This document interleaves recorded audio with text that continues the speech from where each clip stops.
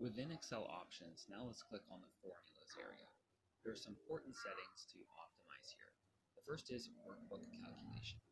This decides whether formulas and functions automatically recalculate every time you make an action in this workbook. If it's automatic, except for data tables, which can become quite large and very hard to update, so you might want data tables to not update, or manual, where you actually have to tell Excel to refresh every time you actually want numbers to update. So I recommend leaving it on automatic so that everything's always updating.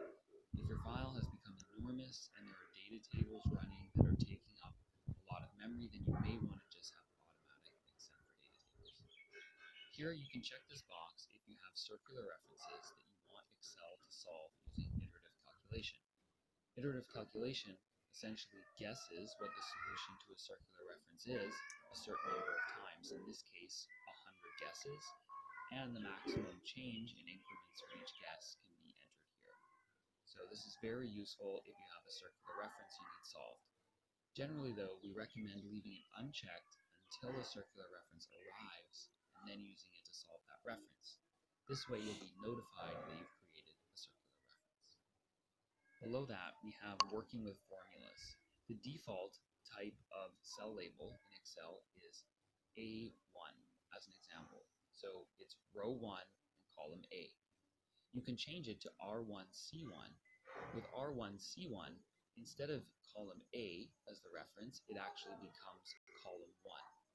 I don't recommend using this, but you may want to know that it's possible to change this function.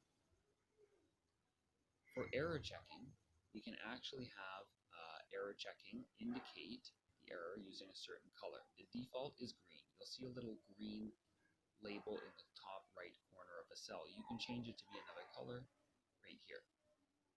In terms of error checking, you can actually check off what you want included in the error checking search and what actually gets displayed as an error. So in our case, I like a very minimum amount of error checking going on, only formulas that result in an error being shown as errors. The reason being is that we don't always have consistent calculations across models, and there's good reason for it. So we don't necessarily want an error message popping up, but you can really control the degree to which error checks are being run here. So these are the most important things in formulas: automatic versus manual calculation, iterative calculation enabled or not enabled. Those are really the